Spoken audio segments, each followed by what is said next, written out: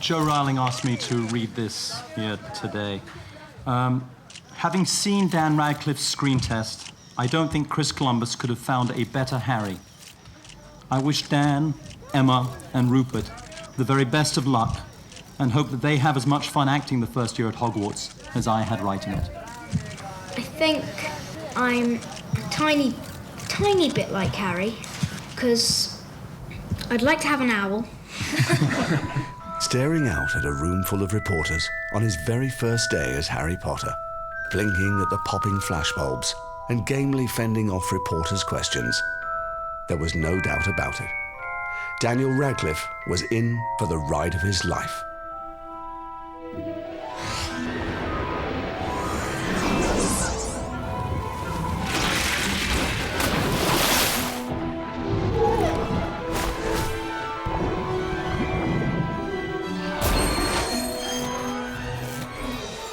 For 10 years, Daniel has lived the fantasy on the cloistered sets at Leavesden Studios and facing the frenzied excitement of fans from around the world.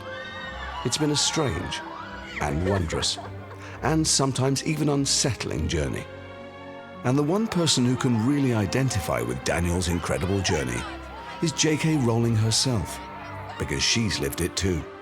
In 1990, she began writing her 7-book Harry Potter series with little expectation, and then watched it grow into a phenomenon unprecedented in the world of literature. And now, for the first time on camera, J.K. Rowling and Daniel Radcliffe will share their experiences over a decade of Harry Potter.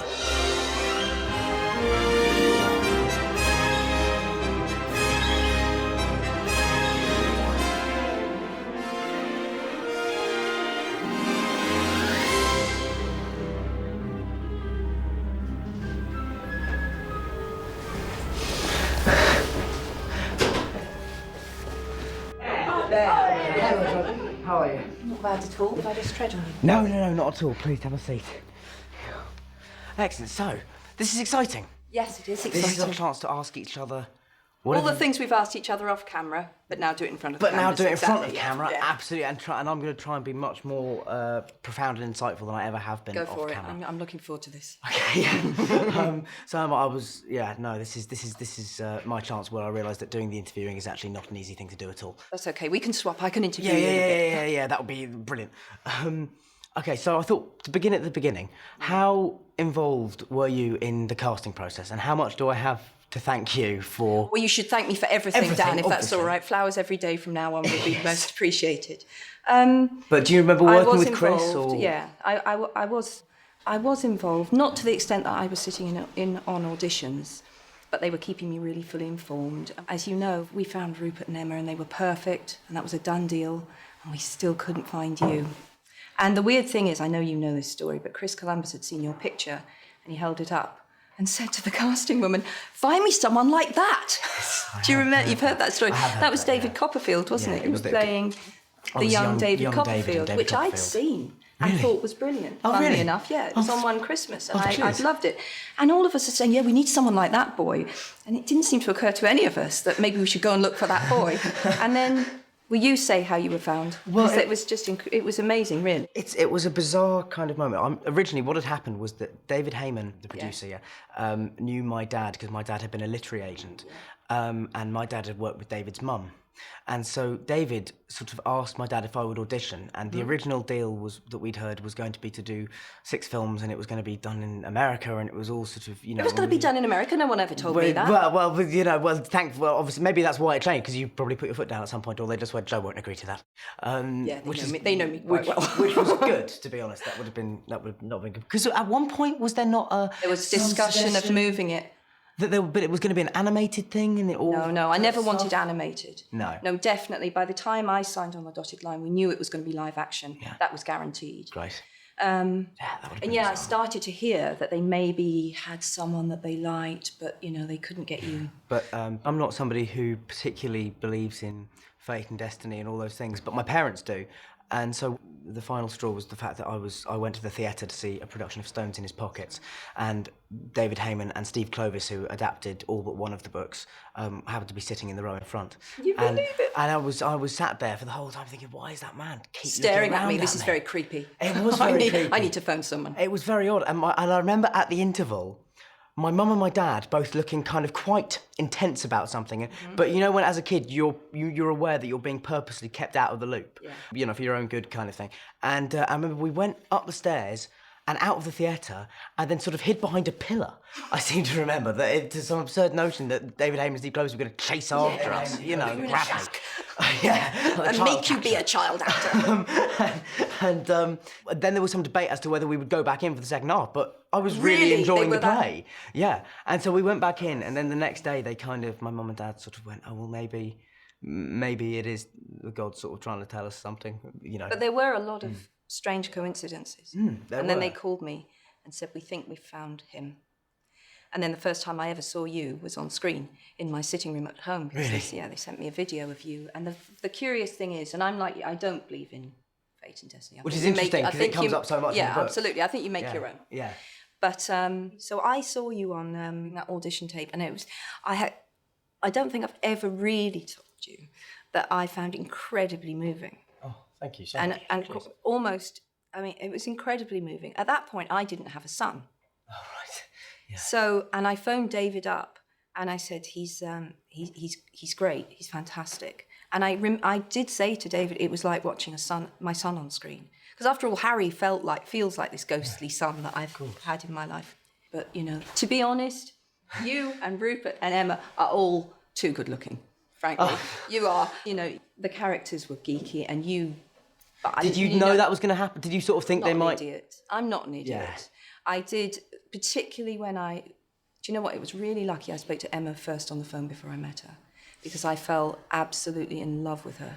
She said to me, I've only ever acted in school drama plays before, and God, oh my God, I'm so nervous, I can't believe I got the part. And then she spoke for like 60 seconds at least without drawing breath, and I just said, Emma, you're perfect. And then when I met her, and she was this very beautiful, which she still is, of course, beautiful girl, I just kind of had to go, okay, it's film, you know, deal with it. I'm going to still see my gawky, geeky, ugly duckling Hermione in my mind, but... Do you think that in a way we shot ourselves in the foot with things like that for then Emma's reveal in the fourth film, where she comes downstairs and there is supposed to have been this transformation? Well, exactly. Because we're all looking going, well, she was already a beautiful girl. Yeah, big deal. Now she's a beautiful girl in a beautiful dress. Yes. And putting her in Fair Isle sweaters in the first film didn't make her ugly. Not that Hermione in the books is ever ugly, but it was quite a big deal for me that I had written, you know, a strong female character who was primarily about brain, and that she chose to become a little more groomed and glamorous, as you know, us geeks do at a certain point in our lives. But I accepted it. Emma's a great actress, and I loved her as a person. And I felt there were so many connections between her and Hermione that did it matter that she was beautiful? Come on. And I think what I'd say is that I think, you know, in terms of our mentality, we do all have. I mean, I particularly have a very geeky, a kind of obsessive mentality about stuff. These are my people. Yeah, well, exactly. Geeky obsessives are my people. But it was interesting you mentioned about that audition, because I was given a copy of my audition where I was... it turns out, because neither me, Rupert and Emma could remember this, but it turns out we did all audition together once. There was a screen test I didn't know that. where they all tested us all at the same time. And I could hear Chris Columbus's voice off camera. Hello, it's the German Harry. Time to leave. Be gone from the library, now. Cut! Great work, guys. And I just remembered, God, he was brilliant. He was amazing with us. Like, I don't think anybody else could have got the enthusiasm out of those. He's just the nicest guy in the world, isn't Nicest he? guy in the world. And a real family man. Oh, I remember meeting him and being, I don't know, where is not the right word, but obviously this is the person who's going to be taking my baby. And same way I felt when I met Steve Clovis, whom I absolutely adore as well. But, you know, first time you meet these people, and he was just such a nice guy. And the relief, both that my book would be in safe hands, but to be honestly, that you were all going to be in safe hands as well. In England, it's different than in America. In America, they treat you first and foremost as a star and then as a child, whereas actually you should be treated as a kid first and then an actor second. But with the auditions, what I found interesting about watching them again was the fact that I was not the best actor of the three by any margin. I mean, Emma and Rupert were a good deal better than me, but there was just something that, I was standing there in admiration of the 11-year-old me, because I was like, because I must, You should been be. nervous, and I was Damn sort of looking, right. going, I did really well in that, Exactly. just because I was very easy and kind of natural, and I didn't look like I was going to be phased, I suppose, when I was on set. Do you think you had any idea that young of what you were really taking on? Do you? Not really, because I wasn't even then fully aware of the scale of the phenomena right. at all. I mean, I'd had the first two read to me by my dad, who incidentally did a great basilisk voice. Did he? Yeah, fantastic back in the day. I did actually at one I point. can actually imagine your dad doing that. Yeah, my dad, I did actually suggest it to Chris Columbus, which my dad was completely mortified by. But no, that's so sweet. No, I don't think I could have ever had any, and even now, I don't actually think I have an understanding of how far it reaches, because it is a case of not being able to see the wood for the trees. You know, I'm so much in the middle of it that I actually can't see how far out it stretches. I had exactly the same experience, although I think for a while I deliberately kept myself insulated from it. I didn't want to think about it. And when people would give me statistics, so many books sold or so many territories covered, and you just think, I just want it to be me and my desk. I don't... And you know, again, people will watch and think, oh, come on, you know, you could see the royalty checks coming in. I'm sure you noticed this. Yes. And yes, absolutely, I knew it was. But there was a scariness and a pressure and sometimes a weirdness about and you know this and I know this, when people are obsessional about something on the outer fringes, you will have, you know, strange things going on that you maybe don't want to focus on too much when you just want to write your book. As you say, it's you with your desk. I'd rather be in my aircraft hanging outside Leavesden with the rest of the crew. It's weird. So you couldn't have contemplated, because I can remember the first premiere, and you were shaking. Yeah, you were. Yeah. But it was. I don't think any of us knew what to expect, did we? Right. I don't think because on Potter it's a very insular world to film, so that you just basically. You know, you go into work every day, there's a big perimeter fence around the studios. We are the only film at Leavesden. So normally you'd have interaction between different crews and things. Because it feels very safe, doesn't it? I always felt that when I visited. It felt like family. Very safe. Everyone knew everyone else's names. And that's got even stronger since then, I'd have to say, as well, as it's actually, you know, I mean, the relationships I have with some people around that set are like family, you know. But what was lovely for us was that, from my point of view, and I speak for I think most of the set, in terms of your involvement, you were around a lot at the beginning and early on, and very, very involved. And then as you kind of saw that we weren't going massively off script, you kind of completely right. back, completely right. Early on. But was that hard or? No, it was easy. Okay. And it was a relief. Right. I was around a lot earlier on. I wanted the Great Hall to look right. I wanted Diagon Alley to look right. You know, there were details that I saw so clearly in my mind. I knew I could help. I knew I genuinely could help, and I could help them make it right for the readers. And I felt a huge protectiveness, I suppose, and loyalty to the readership. Yeah. Once I knew you were up and running, and it was fine. It was a relief to say, right, there are the films, and I'm over here with the books, and that's fine. And I trust these people, and I did, and I do. And that's wonderful. And, you know, I think, and I have to say that it was, inevitably you had to depart from the strict storyline of the books. The books are simply too long to make into very faithful films. And I can think of many places where it's worked just beautifully. And some things are just more filmic and some things are more inherently novelistic. So I was always accepting of that. It didn't have to be a word-for-word transcription of my world, although some fans are that. Yes, scary. I mean, I do think I'm not that scary. that they kind of, no, you're not, which is wonderful. But I do sometimes think that, you know, if we did make a 6-hour Harry Potter film, there would be an audience for it. There would be an audience. And they would still be complaining that there were things that were wrong, and they would want the director's cut. Yeah. So let's not even go down that route. So is there anything, talking about things, you know, being cut out and things, is there anything that we've cut that you were, a couple of things maybe that you were upset about that you thought could have been in, and is there anything that we put in that maybe weren't in the books that you thought, you know, because I always remember I remember something about Alfonso and the Dementors. No, I was fine. I remember exactly what it was with Alfonso. Yeah. There was first of all, on the Dementor point, I thought he did those beautifully, and I loved the fact that they really created that visceral dislike I loved what he did with the Dementors.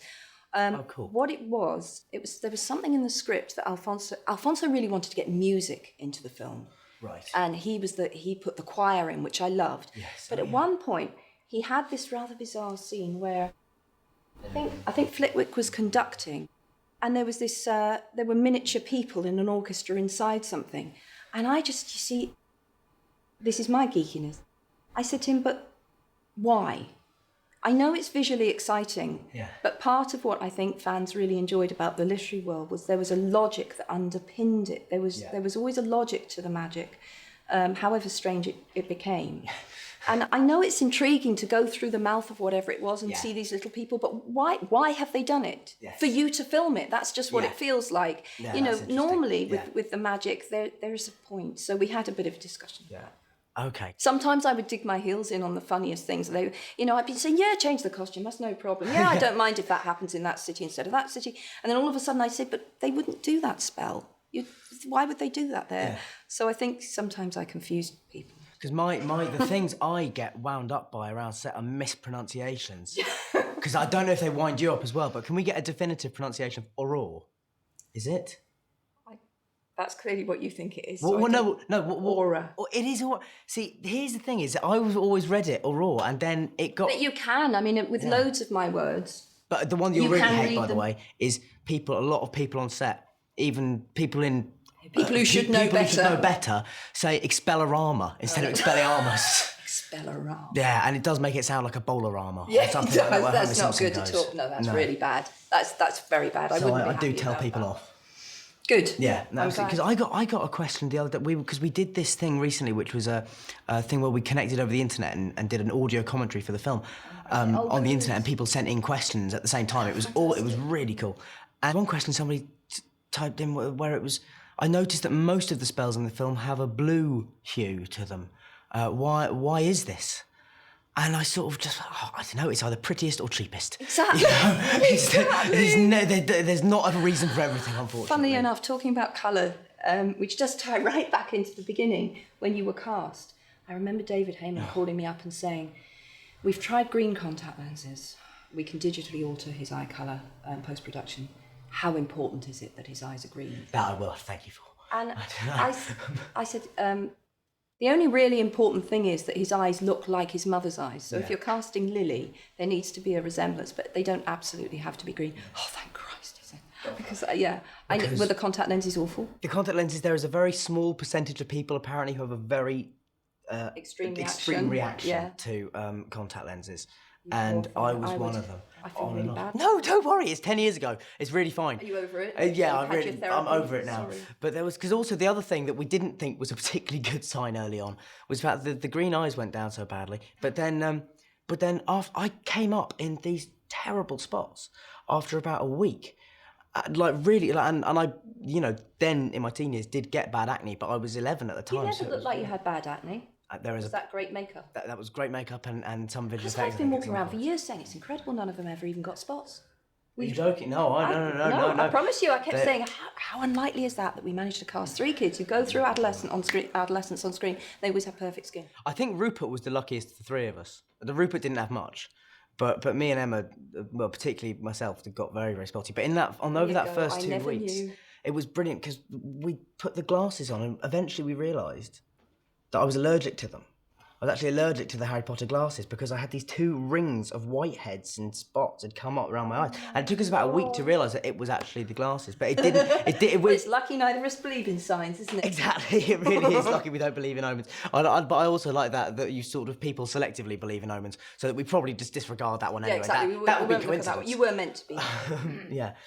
I remember my first day was quite scary because I looked on the call sheet and it just said me, Emma, Rupert and Robbie Coltrane. Because actually we were shooting the last scene of the film you first. Love Robbie though. Yes, it's wonderful. David Heyman said to me, if there's one actor that you really want for one of the parts, and I said Robbie for Hagrid. Really? And I just kept saying it. And they talked about other people and yeah, that was a bit of a deal breaker for me. I really wanted Robbie. It's just that I always saw Robbie as being the right person. He is wonderful. I love the fact that Robbie turns up for the script read-throughs and everything. You know, yes. he's just a worker, isn't he? While we're on the topic of the other actors, Alan Rickman. Alan. And my relationship with Alan since the fifth film has changed totally. Has it? And because on the fifth film I found him very, very intimidating. He is scary. And he is a scary guy. He's just scary. Before you sort of, and then I went and did Equus, and then we went out for dinner afterwards, and suddenly I found that Alan's actually hilarious. He can be very, very funny. Really funny and self-deprecating and kind of wonderful company, and who also was so supportive of me whenever I was going on stage. At one point, he cut short his holiday in, I think, in Canada to come back early and see the show so he could talk to me about it. I didn't know about Like that. he That's does, lovely. he's amazing. Like he does things like that, and but how much did he know originally? Because there was always been this thing of Alan knew something. Alan really makes me laugh. Right, it's absolutely true. I told him really early on that Snape had been in love with Lily. That's why he hated James. That's why he projected this amount of dislike onto Harry. So he knew that. And at what point? Then I heard you told me Yeah. that he'd been saying in I don't know whether it was more than one scene, but you told me that he'd said, I just don't think Snape would do that, Yeah. given what I know. Yeah. And I do thought, remember Alan, that. are you really milking this now? If your camera angle's not good enough.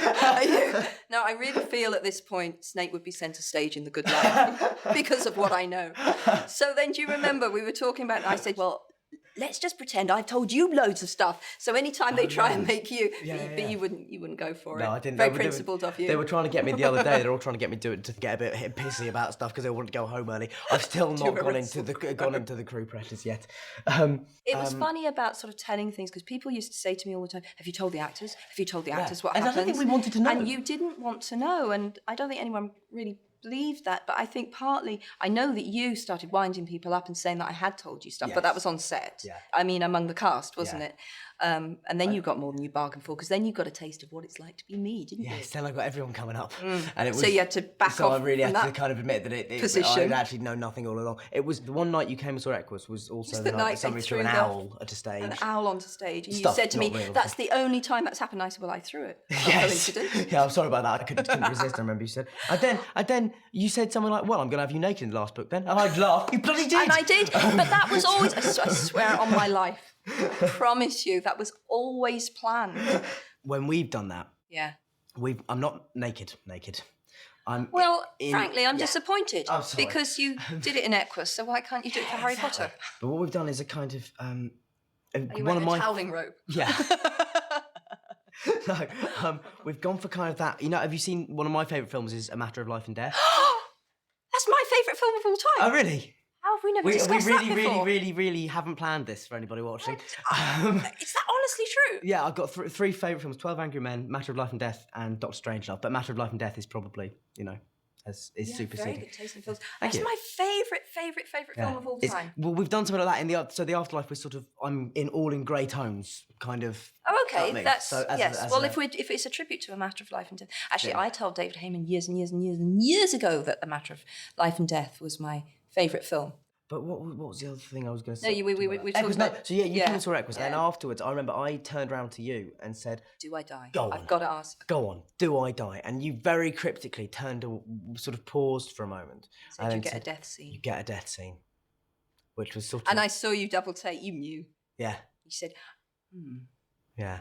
At that point, I was kind of like, okay, I sort of vaguely have some idea what's going on. And Neil, my husband, afterwards said, "What did Dan ask you when he lent into you?" I said, "He asked if he's going to die." "What did you tell him?" I said, "I'm not telling you." So did Neil not even know? Really? But so because I remember hearing a story at one point about, you killing off a character and becoming very upset about it. And would you not be able to talk to him about that kind of stuff? I think I told him in advance of Dumbledore, Okay. but he didn't know whether Harry was going to make it. No one knew. Really? You really were living with that weight then?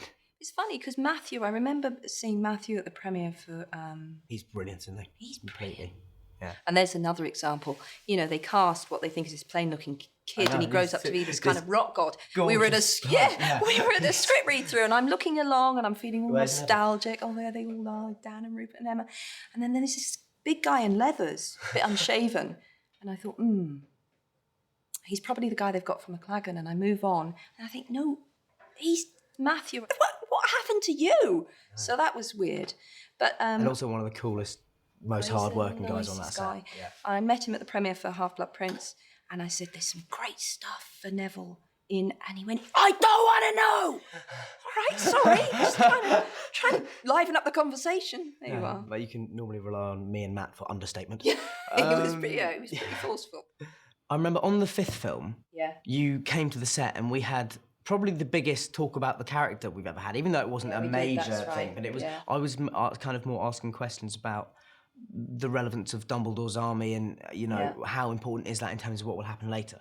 And I remember that what you said to me was it's very important because at some point Harry will have to lead large numbers of people. Yeah, And the this is only real resistance, the only organised resistance, really. Yeah. I always knew final battle would happen at Hogwarts. So that's where we were always walking towards. So along the way, I had to set it up so that Harry had become a leader of some form of resistance movement because it was far too implausible. I remember that talk. I remember that talk vividly. And on the wall in my room, I had I'd just done a big project where I'd taken pictures of lots of authors off the internet and written a little biography about them underneath and then put their names up. And I did loads of them. I can definitely remember you picking it out. George Eliot. Tell about the relevance of George Eliot.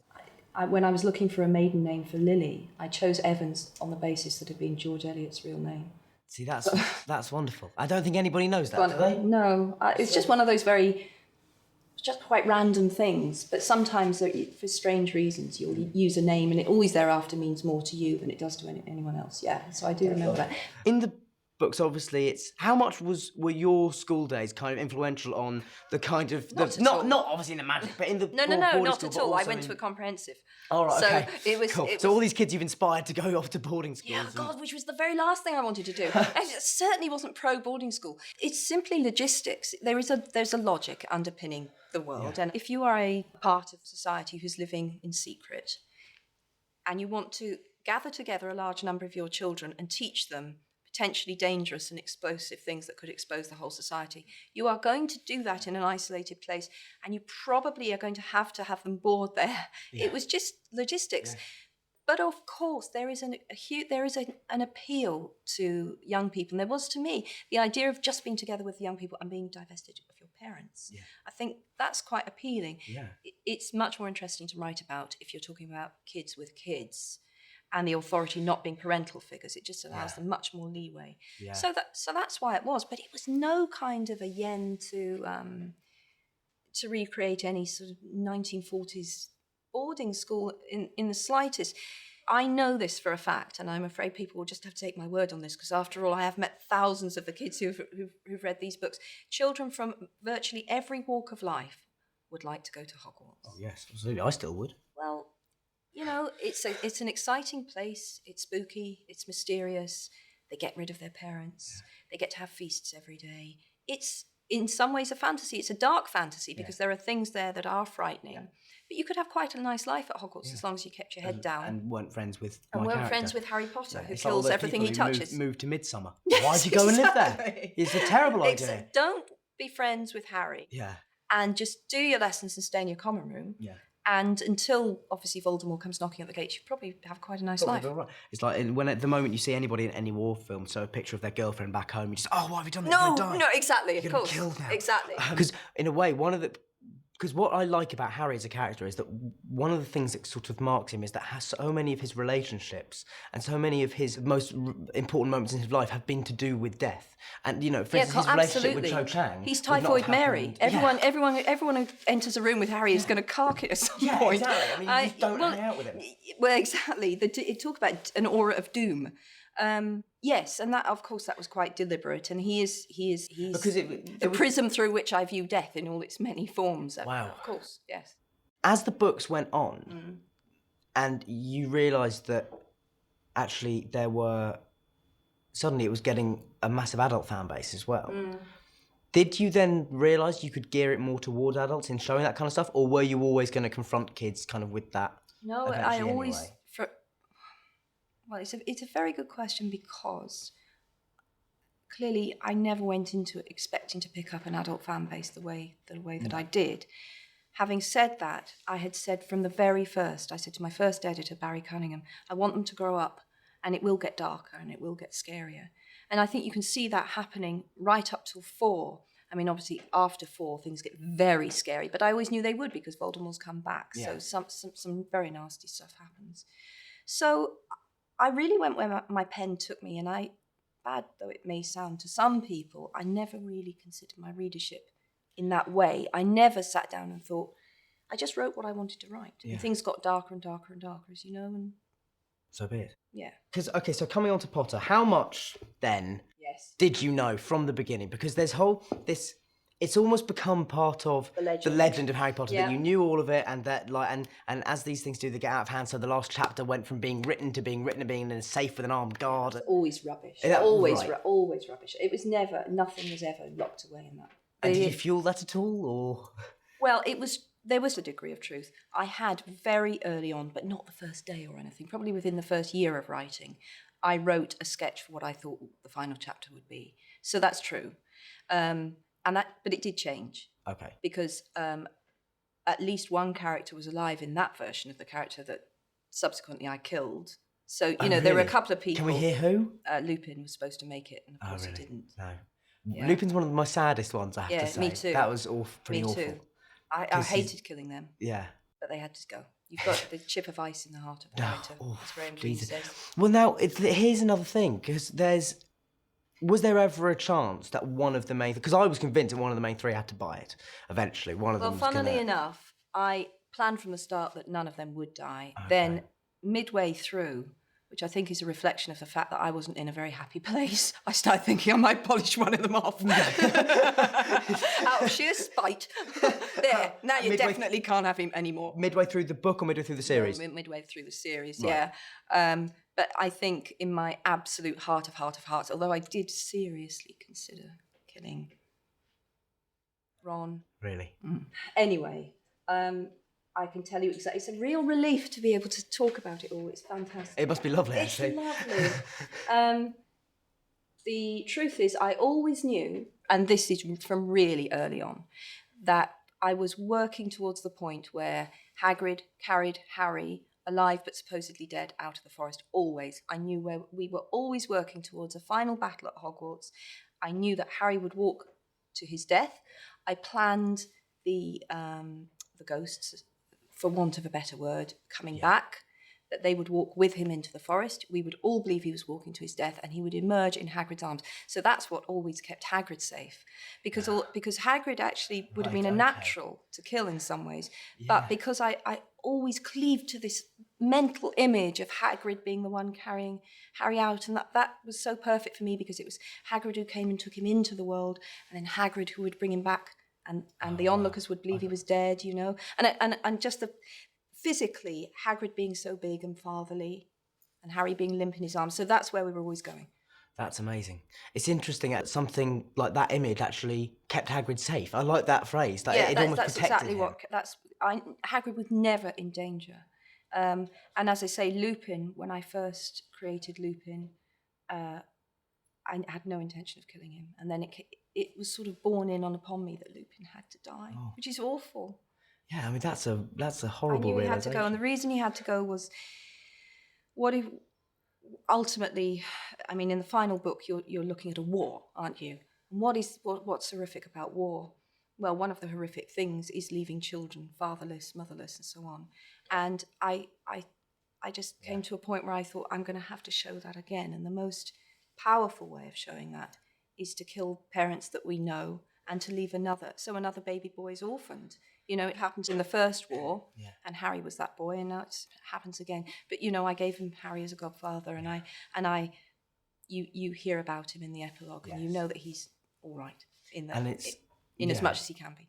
Who was your favourite character to write for? To write dialogue for? Dumbledore. Oh well, I loved writing for Ron. Yeah. I loved writing dialogue. I miss Dumbledore the most, because he came from I always feel like he came from somewhere back here. It felt quite automatic writing when I wrote Dumbledore. He was telling me things I needed to hear sometimes. Oh, really? I really liked that, yeah. That's amazing. Yeah, so I miss him. And what is the because I remember on because Albus was presumably because of the beard, was it? Well, no, actually, Albus and Rubeus, the red and the white, if you read about alchemy, Okay. then the red and the white are highly significant. And so I had put Albus with its connotation of purity and Rubeus with its more passionate connotation, these two halves, and Hagrid being devoted to Dumbledore, of course, always, but he's a much rougher character. So they were almost two halves of an ideal father when Harry first, because Harry, of course, is a boy throughout the books in search of a father, isn't he? Yes.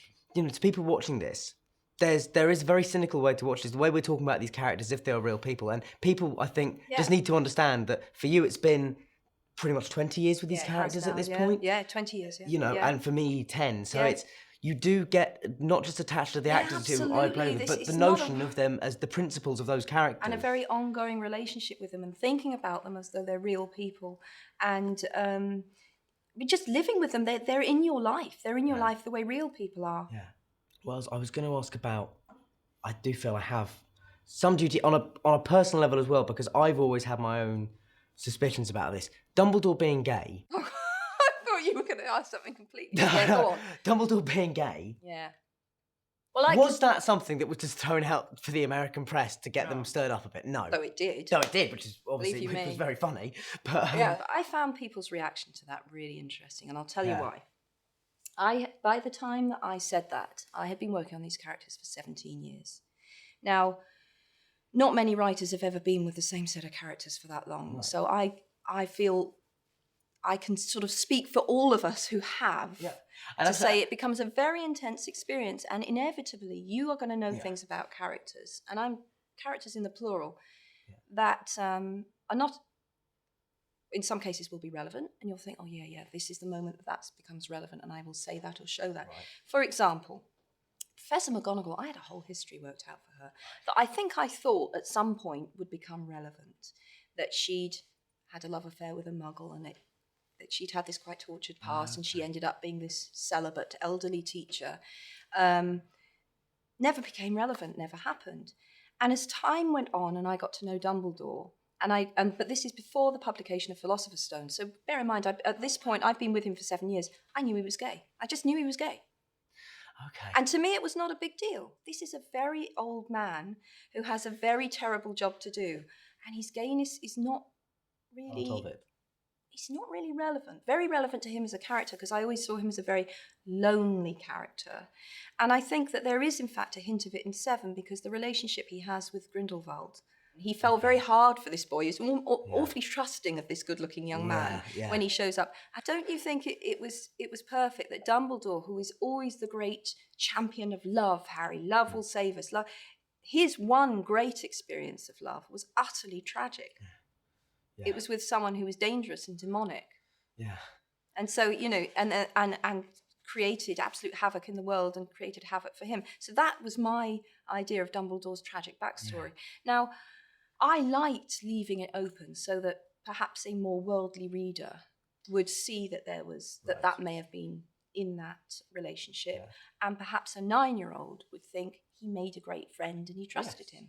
I enjoy the fact that I used to say, because I can remember journalists asking me about it in the early days and saying, well, you know, do you not think this is a bit too over their heads? And I said, listen, if they reread the book, it's like going back and finding another sweet in the bag, isn't it? Yeah. You reread 2 years later and you think, oh God, I get that now, that innuendo. Or, exactly. Do you know? So I was okay with that. Through all the books. But in the context of how I was writing about him, in other words, he's giving... clearly, he's John the Baptist to Harry's Christ, isn't he? He's the nearly ran man, the man who nearly could have had the Hallows, but he was too power hungry. That was what was interesting to me about Dumbledore. So he's used in the book, clearly, he's the fount of all worldly wisdom, and he teaches Harry what he needs to teach Harry because he recognises that Harry is going to be the one, or Galahad to Lancelot, or whatever you like. No, I like John the Baptist. He's the more flawed one. He was the nearly ran. Yeah. That to me was what was interesting about Dumbledore. How did the reaction strike you? Well, I'll tell you what. Well, I thought first of there were two strands of the reaction that interested me, not in a particularly good way, if you like. Right. The first was, why is it such a big deal to you? Yeah. You know, which is the most why is it a big deal? What do you assume gayness looks like that you're saying to me, why didn't we know? You couldn't have written a feather boa, could you? Well, exactly. Yeah. Well, exactly. Yeah, that's the how assumption. crass it becomes. What do you think gayness looks like in an old man? Exactly.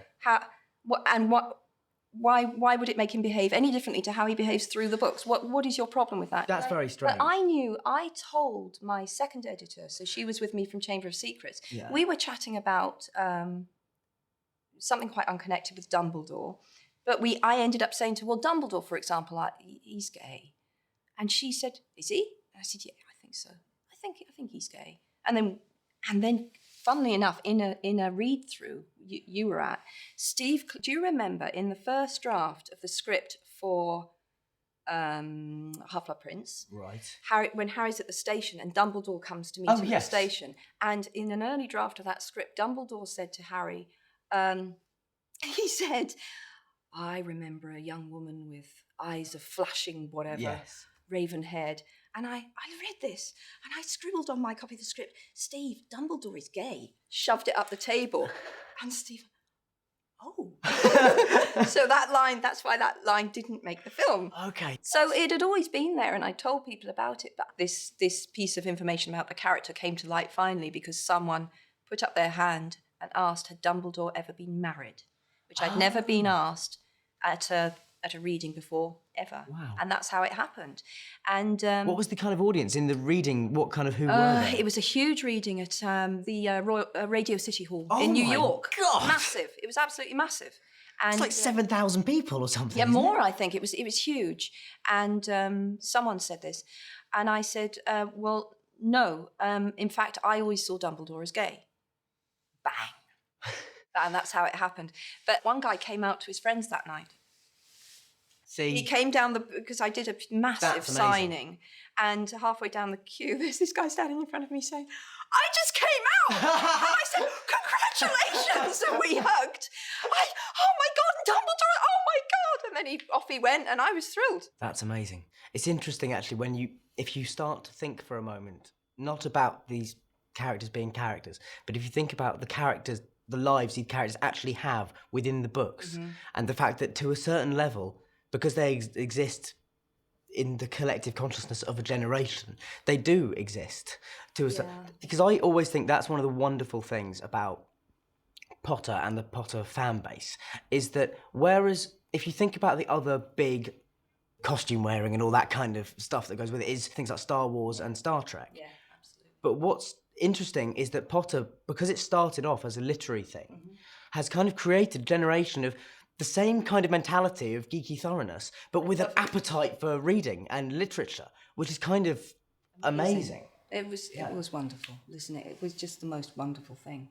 And at the last premiere, because obviously I'm not meeting readers in vast numbers at the moment, because I'm, I finished the books. And so to meet them again through the films is really great. I can't deny that. It's lovely. It's really lovely. Before the books even got picked up, until, sitting in this hotel room, Yes. what are some of the surreal, kind of bizarre, where do you start, I suppose? But 'cause for me, the last premiere was mental. It was mental, wasn't it? When mental. it was pouring with rain. And it felt more extreme than any of them had. Yeah. I think that I was in a place of false security, in that I felt that the books are finished. So the excitement will really drop. Fool.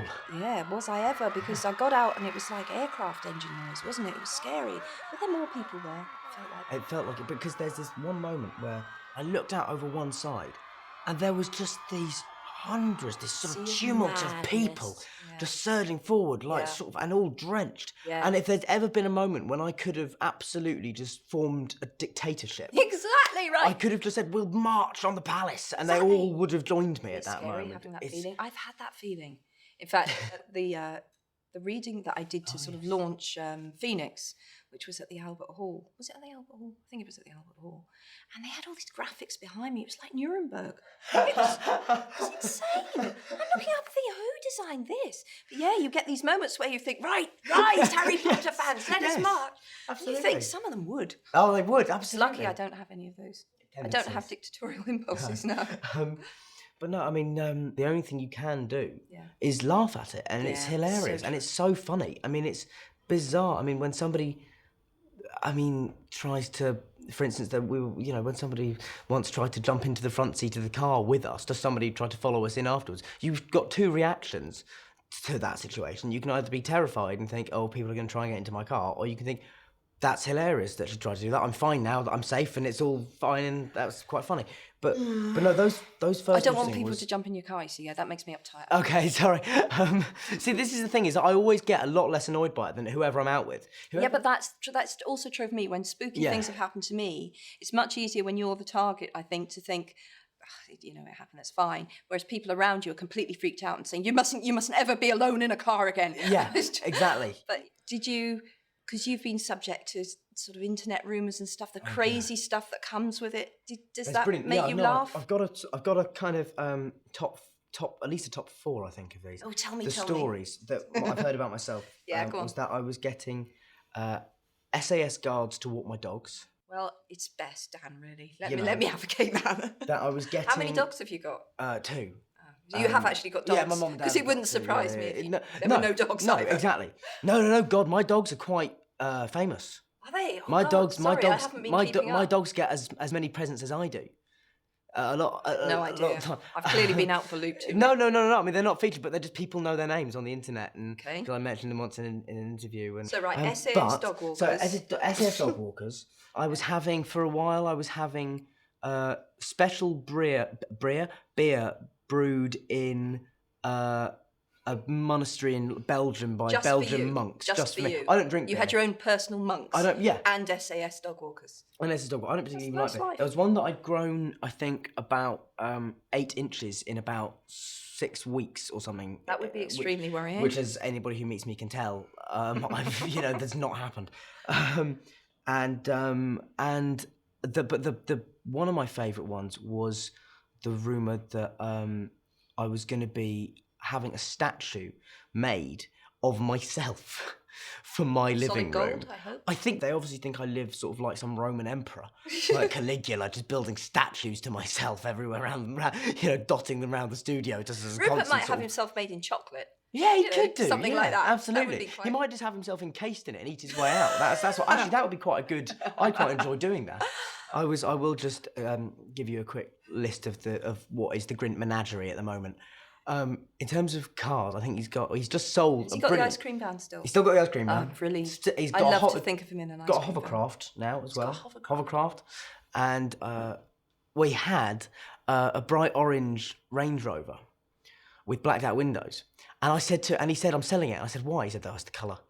Which is presumably why I bought it in the first place. But he's now got like amazing pets, and he's got like llamas and peacocks, and he basically has done, with his money, what the rest of us would have done with our money what we said we'd all do when we were 7, and just have the kind of Willy Wonka house. I'm really happy. I'm really pleased about that. We always make jokes about Rupert because we always he's think living the dream. He is living the dream, and we always say he gets out of bed, just into the water flume, down to the breakfast table. That's how he sort of travels around his house.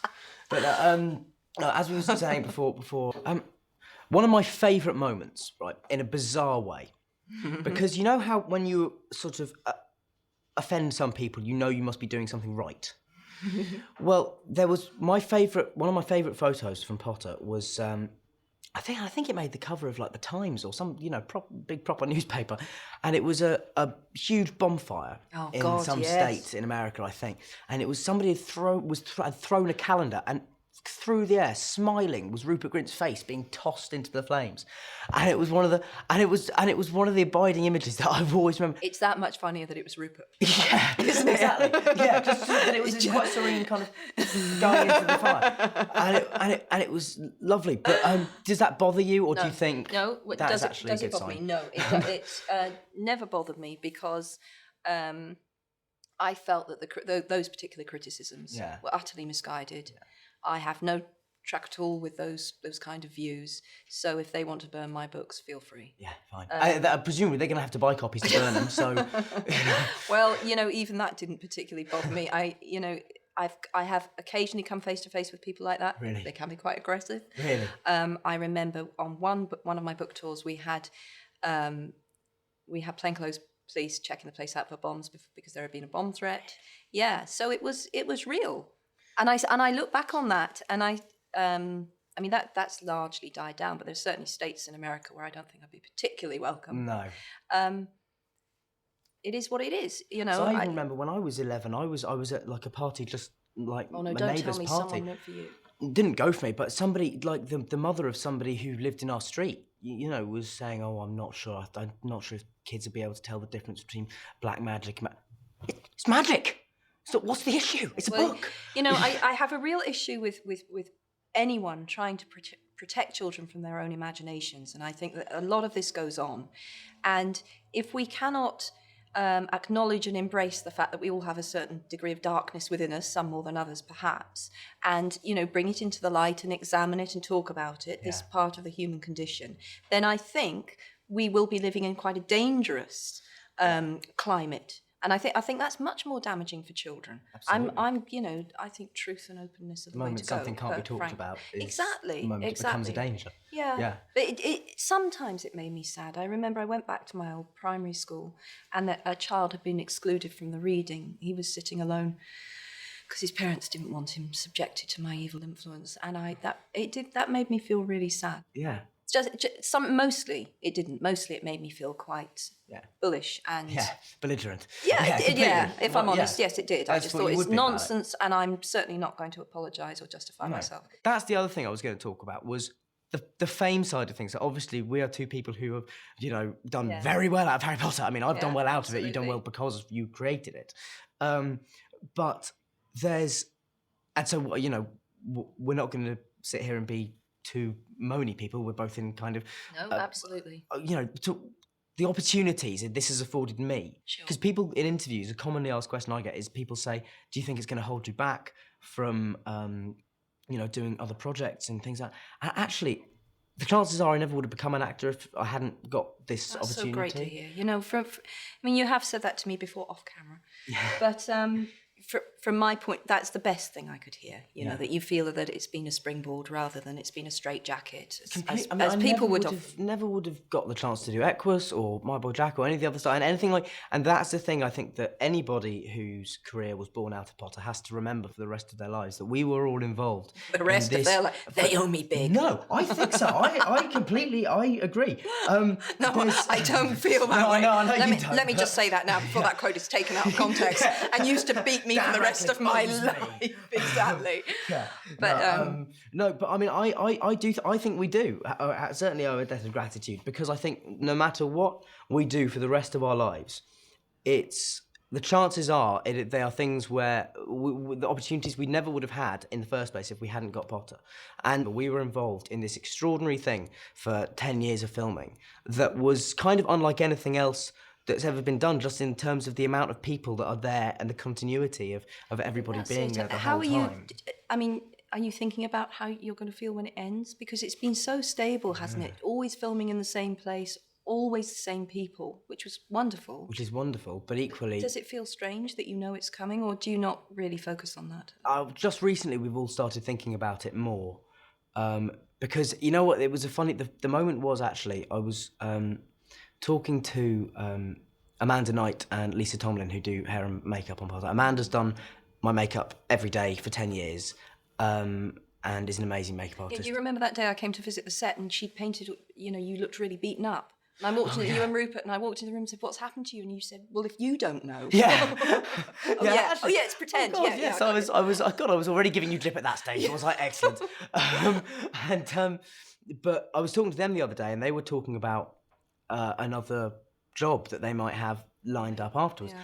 And it was the first moment of actually, it wasn't sadness, and it was jealousy. I was jealous that another actor was going to get those two, because Lisa's done my hair on the 6th and 7th film, but also she was on the 2nd and she's been in and out. And someone I've come to know very, very well as well.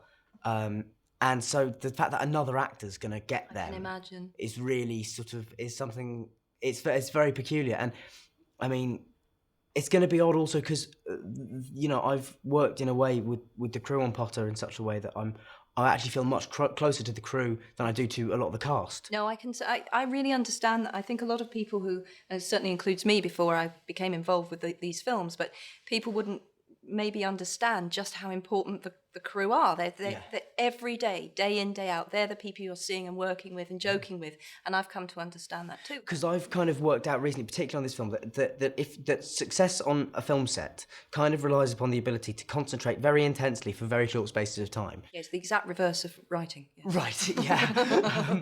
And then you have to learn to switch off in the moments that you can, because you can't keep yourself at that level of energy all day, although I am quite hyper.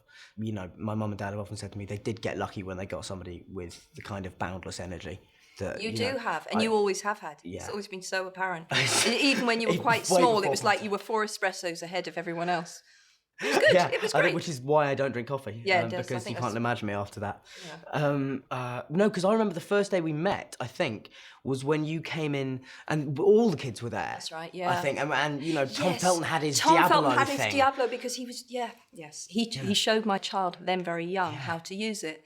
And I was always I always had a real soft spot for Tom after that. Brilliant. And it was so ironic that we have this arch baddie, and he's about the nicest. I mean, we keep saying everyone's nice, but the fact is they are. There were never any brats. There was never anyone objectionable. They were all just really nice people. But Tom's such a sweetheart. He's a bit older than the rest of us as well, and was when he was younger, and had done a bit more work. Yeah. Like he'd done quite a few films. Yeah. And in his demeanour off set, that showed, I think. He was quite comfortable with being there, wasn't he? Yeah. But yeah, he was so sweet. I do remember that day, all of you in the canteen looking around. It was spooky. It is amazing.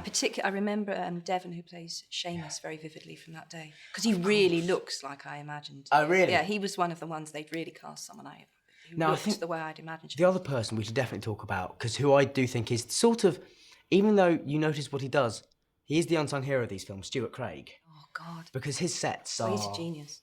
I mean, for me, that's what makes the world. He's just a genius, yes. Yeah. Because it's the detail of everything. Because I think that's what has allowed us to survive as a successful franchise.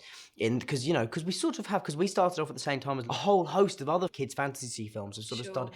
But the reason I think we've managed to do so well and sustain the story right to the end and keep people interested is largely down to, I think, the sets and the fact that the detail that goes into the world is so thorough, it feels complete. World. And I again, as someone who's not, been involved in the film business and came to it entirely new, to be able to walk into the Gryffindor common room and pick up the comics and read them, it's so real, it's so fabulous. Kids who visit the set are blown away by it, aren't they? That they can walk into all of these rooms and play with all these things. Unfortunately, we've now lost the Gryffindor common room.